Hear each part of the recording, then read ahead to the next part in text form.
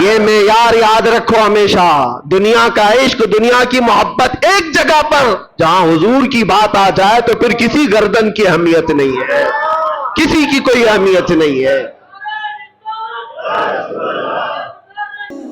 کیا نہ کرے ذکر شافع محشر، نبی کا ذکر تو پروردگار کرتا ہے۔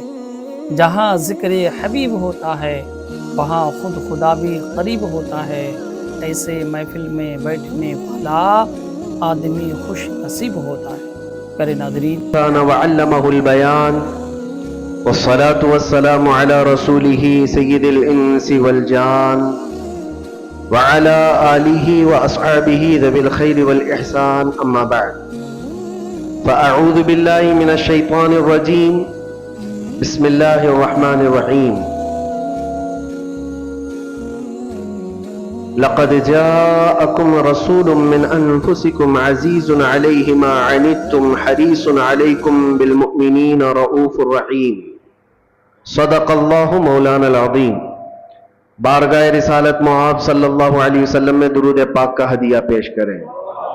اللہم صلی علی سیدنا و مولانا محمد معدن الجود والکرم وآلہ واصحابہ الکرام وابنہ الکریم وبارک وسلم صلاة دائمة سرمدا ابدا۔ عزیزان گرامی وقار، اللہ رب العزت نے ہمیں شعبان کا مہینہ عطا فرمایا، جس کو میرے آقا صلی اللہ تعالی علیہ وسلم نے ارشاد فرمایا کہ شعبان میرا مہینہ ہے۔ ہم حضور پاک صلی اللہ علیہ وسلم کے مہینے میں داخل ہیں، اور دعا یہ کرنا بھی سنت ہے کہ اللہ کے نبی صلی اللہ تعالی علیہ وسلم جیسے ہی رجب کا مہینہ آتا تو دعا فرماتے ہیں، اللہم بارک لنا فی رجب و شعبان و بلغنا رمضان۔ اے اللہ ہمیں رجب اور شعبان میں برکت دے اور رمضان تک ہماری زندگی کو پہنچا دے۔ یہ دعا سنت ہے۔ ہم بھی دعا کرتے ہیں کہ مولا شعبان کا مہینہ عطا کیا ہے تو اس سال کا رمضان بھی عطا فرما دے۔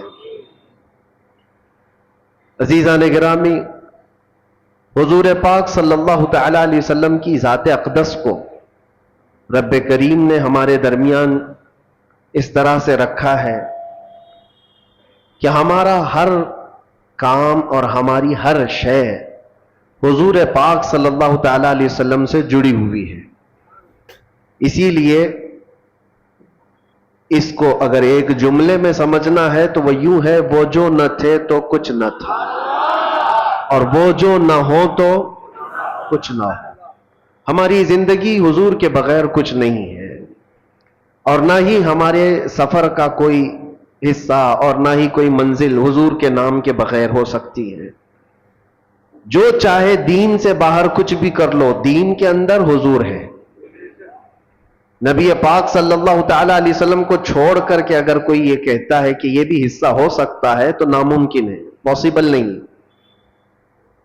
عزیزان گرامی، اعلیٰ حضرت فاضل بریلوی رضی اللہ تعالیٰ عنہ تو یوں فرماتے ہیں، وہ جہنم میں گیا جو ان سے مستغنی ہوا۔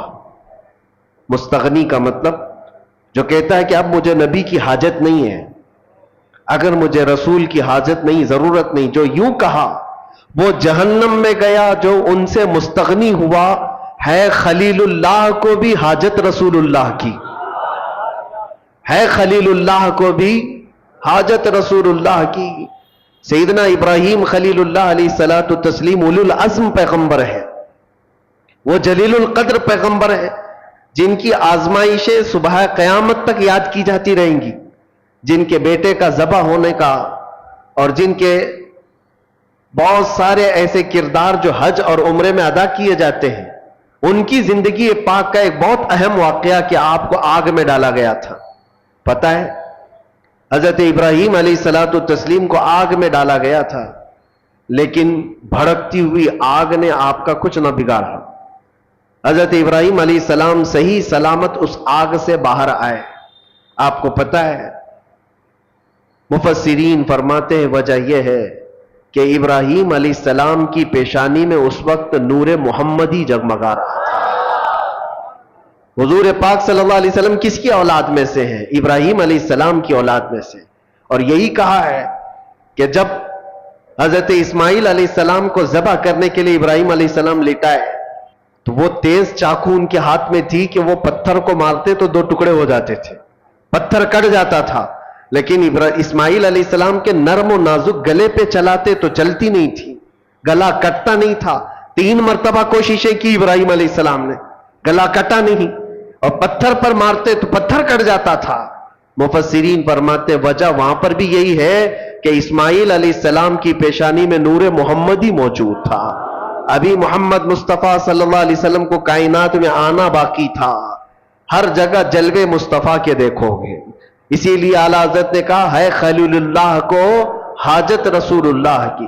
جب انبیاء کرام علیہ السلام کو نبی کی حاجت ہے تو ہم اور تم کیا ہے؟ امتی ہیں۔ ہمیں بغیر مصطفیٰ کریم صلی اللہ تعالی علیہ وسلم کے یہاں پر کوئی چیز حاصل کرنا پاسبل نہیں ہے۔ اسی لیے اعلیٰ حضرت فرماتے ہیں بخدا خدا کا یہی ہے در۔ بخدا مطلب قسم خدا کی، بخدا کا مطلب ہوتا ہے قسم خدا کی، بخدا خدا کا یہی ہے در، نہیں اور کوئی مفر مکر۔ اردو ہارڈ ہے لیکن سمجھ لے تو سمجھ میں آ جائے۔ مفر کہتے ہیں بھاگنے کی جگہ اور مکر کہتے ہیں ٹھہرنے کی جگہ۔ اعلیٰ حضرت فرماتے ہیں حضور کو چھوڑو گے تو نہ بھاگنے کی جگہ ہے نہ ٹھہرنے کی جگہ ہے، کہاں جاؤ گے؟ نہیں اور کوئی مفر مکر۔ اور اگر کوئی یہ کہتا ہے میں بہت پہنچا ہوا ہوں، اللہ کی بارگاہ میں میرا بڑا مقام ہے، کوئی اپنے آپ کو ولی بھی ثابت کرتا ہو یا کچھ لوگوں نے مل کر کے کسی کو ولی اللہ بنا دیا ہو، سب کان کھول کر کے سن لے، کوئی ولی کب بنتا ہے، کوئی اللہ کا ولی کیسے مشہور کر دیا جاتا ہے۔ لوگوں کے ڈھکوسلے سے کوئی ولی نہیں بنتا، کسی کے چھلے انگوٹیاں پہننے سے ولی نہیں بنتا، بالوں کے لٹھے بنا لینے سے ولی نہیں بنتا، حتیٰ کہ اگر کوئی پانی پہ چل کے دکھائے تو بھی ولی نہیں بنتا، ہوا میں اڑ کے دکھائے تو بھی ولی نہیں بنتا۔ میاں یہ اتنے بڑی بڑی چیزیں میں کہہ رہا ہوں، یہ تو قوم پاگل ہے جو سگریٹ پینے والے اور تمباکو والے کو بھی بنا لیتی ہے۔ حقیقت کیا ہے؟ اللہ کے نبی صلی اللہ تعالی علیہ وسلم کی ذات اقدس سے ایسی وابستگی۔ اللہ کا ولی کون ہوتا ہے؟ فرماتے ہیں امام عشق و محبت جو وہاں سے ہو یہی آ کے ہو، جو وہاں سے ہو یہی آ کے ہو، جو یہاں نہیں تو وہاں نہیں۔ جو حضور کے دربار کا نہیں ہے تو پھر اللہ کے دربار کا نہیں ہو سکتا، جو وہاں سے ہو یہی آ کے ہو۔ اگر حضور کی شریعت کو چھوڑ کر کے کوئی کہتا ہے اللہ کا ولی ہے تو وہ سب سے بڑا دجال ہے، وہ جھوٹا ہے۔ سیدنا شیخ عبد القادر جیلانی رضی اللہ تعالیٰ عنہ سے بڑھ کر کے کون پیر ہے؟ پیران پیر غوث الاعظم دستگیر، جن کی کرامات پر ہم اور تم تو چھوڑو، جو اولیاء اکرام کے متعلق آئیں کائیں کرتے ہیں وہ بھی غوث پاک کو ولی مانتے ہیں۔ ہاں، شیخ ابن تیمیہ اہل حدیث کے بہت بڑے امام شیخ ابن تیمیہ نے کہا ہے کہ اگر کثرت سے کسی کی کرامات ثابت ہے تو شیخ عبد القادر جیلانی کی، ان کے متعلق کہہ رہا ہوں جن کی ولایت پر سب کا اتفاق ہے، سارے مانتے ہیں۔ وہ غوث اعظم رضی اللہ تعالیٰ عنہ نماز پڑھ رہے ہیں اور بادل کا ایک ٹکڑا آپ کے اوپر سایہ بن گیا ہے، کسی اور کے اوپر بن جائے تو پھر پتہ نہیں وہ کیا سمجھ لے اپنے آپ کو۔ وہ بادل کے ٹکڑے سے آواز بھی آنے لگی، بات بھی ہو رہی ہے، اے عبد القادر آج سے تیرے لیے سارے حرام حلال کر دیے گئے، آج سے تیرے لیے نماز معاف کر دی گئی، اتنی عبادت تم نے کی ہے۔ سرکار غوث پاک نے عبادت بھی اتنی کی تھی۔ اگر کوئی 100 رکعت پڑھ کر کے تھک جائے اور وہ سوچے کہ مجھے کہیں سے آواز آئی تو اس کو لگتا ہے ہاں پکا میری قبول ہو گئی ہے، 100 تو پڑھا ہو۔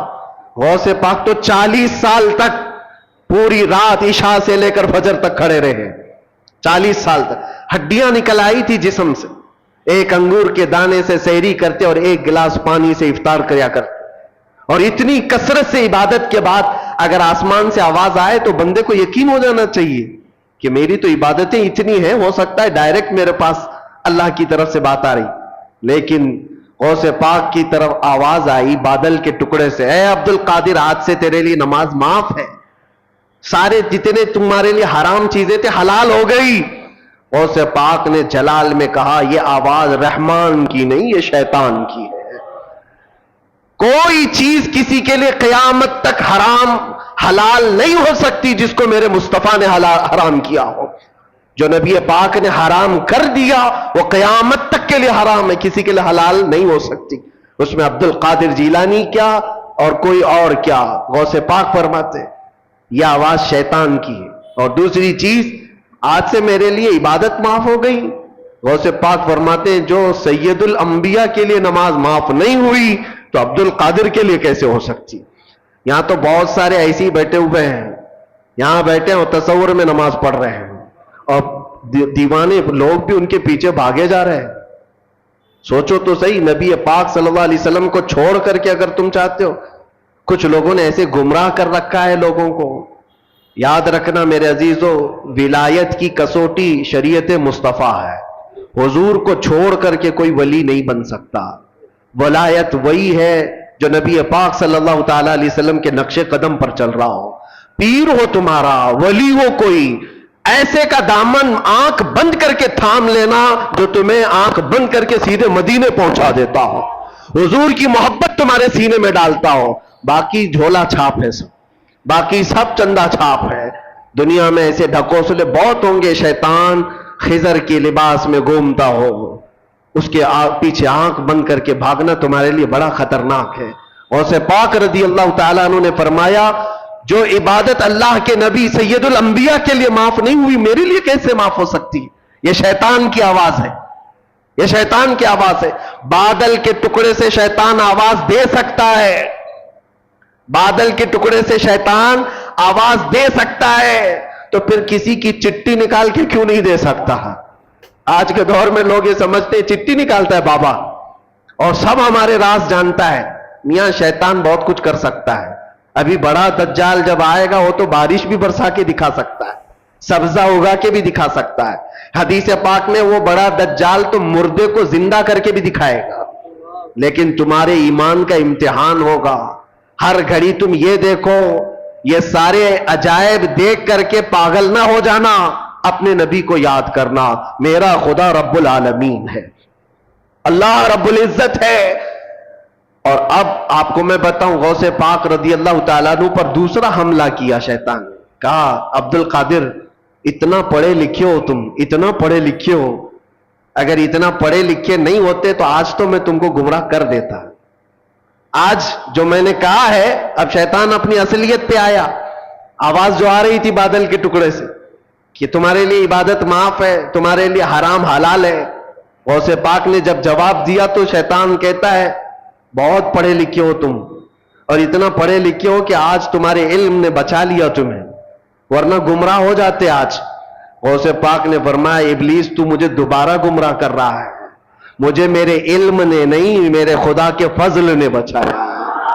علم تو تیرے پاس بھی تھا، علم تو تیرے پاس اتنا تھا کہ فرشتوں کو پڑھایا کرتا، لیکن تو بچ نہ سکا۔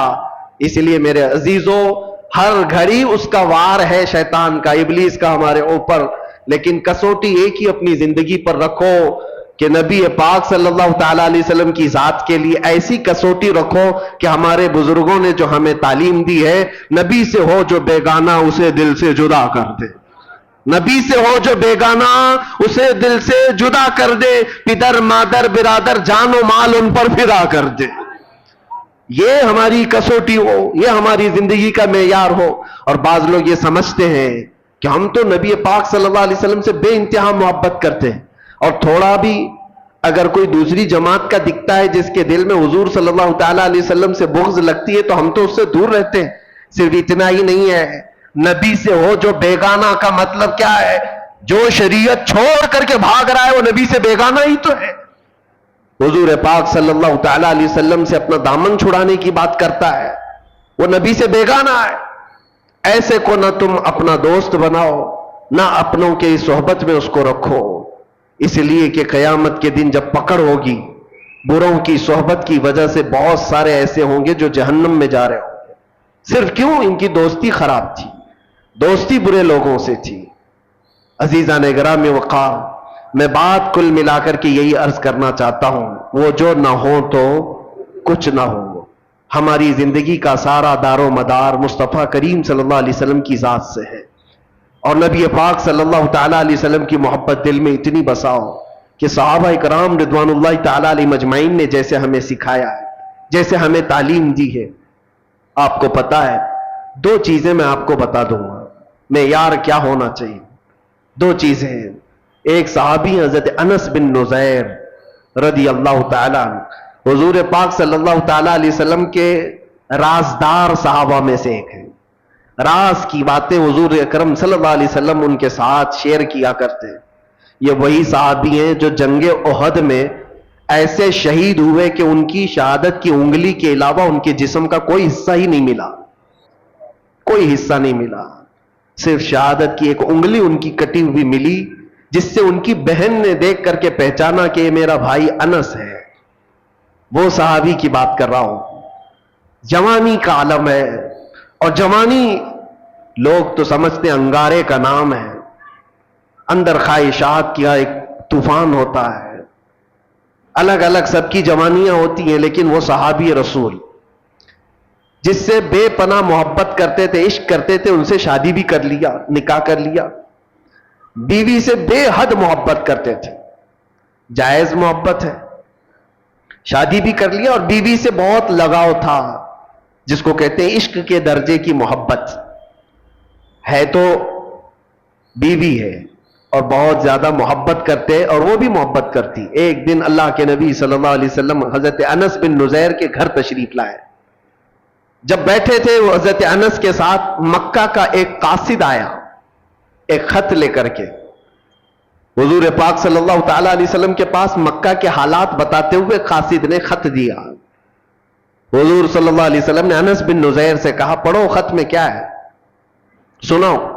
انس بن نزیر نے پڑھ کر کے سنایا. اس میں مکہ والے جنگوں کی جو تیاریاں کر رہے ہیں اس کے سارے معاملات لکھے ہوئے تھے کہ مکہ والے مدینے کے اوپر اٹیک کرنا چاہتے، حملہ کرنا چاہتے. اور یہ سارے حالات اس خط میں راز کے طور پر تھے. نبی پاک صلی اللہ تعالی علیہ وسلم نے فرمایا بند کرو انس، یہ تیرے اور میرے بیچ میں راز ہے، کسی کو پتہ نہیں چلنا چاہیے، اس کو سنبھال کے رکھو. حضرت انس نے کہا جیسا حکم سرکار کا. حضور پاک صلی اللہ تعالی علیہ وسلم گھر سے نکل کر کے باہر تشریف لے گئے.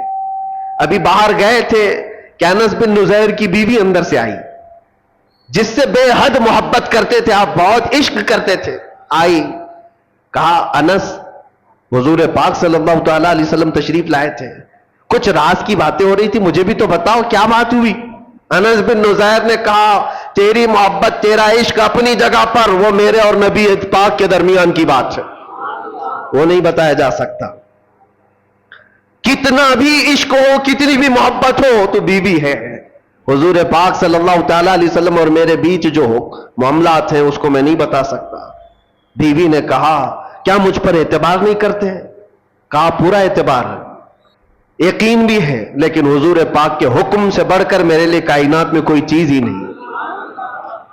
بیوی نے ہنس کر کے کیا کہا چلو نہیں بتاتے کوئی بات نہیں، میں نے سن لیا ہے دیوار کے پیچھے سے، سن لیا ہے میں نے کیا بات ہوئی ہے. کہا کیا بات ہوئی؟ کہا وہی تو مکہ والے جنگوں کی تیاریاں کر رہے ہیں، وہ خط میں یہ چیز آئی ہے. انس بن نزیر نے جیسی ہی اپنی بیوی سے یہ جملہ سنا، سیدھے جا کر گردن پکڑ لی، گردن پکڑ لی، اور گردن پکڑ کر کے سیدھے باہر لے کر کے آئے. کہا اس وقت تک تیری گردن سے ہاتھ نہیں ہٹاؤں گا جب تک نبی پاک کا حکم نہیں آتا. حضور پاک صلی اللہ تعالی علیہ وسلم کے پاس لے کر کے آئے. اللہ کے نبی صلی اللہ علیہ وسلم نے دیکھا انس کیا ہوا، کس بات کے لیے لے کر کے آئے؟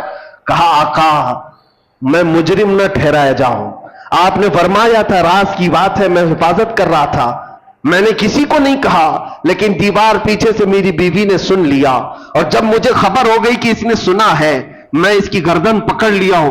اگر سرکار کا حکم ہو تو میں یہاں ختم کر دوں یہ سارا معاملہ، تاکہ میں کل جرم میں نہ پکڑا جاؤں کہ نبی پاک کے راز کو افشا کرنے والا انس ہے. اپنی بیوی کی محبت کے چکر میں اپنے نبی پاک کی محبت کو داؤ پہ لگا دیا، یہ بات نہ ہے، اس لیے گردن پکڑ کر کے لایا ہوں. حضور نے فرمایا ہاتھ ہٹاؤ، جتنا تم مجھ سے محبت کرتے ہو وہ بھی مجھ سے محبت کرتی ہے، جیسے تم رازدار ہو ویسے وہ بھی رازدار ہے، وہ صحابیہ ہے. ہاتھ ہٹا دیا اور اپنی بیوی سے مسکرا کر کے کہا جب بات آ جائے رسول اللہ کی تو پھر گردن کسی کی نہیں ہوتی, پھر کسی کی اہمیت نہیں ہوتی. یہ معیار یاد رکھو ہمیشہ, دنیا کا عشق, دنیا کی محبت ایک جگہ پر, جہاں حضور کی بات آ جائے تو پھر کسی گردن کی اہمیت نہیں ہے, کسی کی کوئی اہمیت نہیں ہے.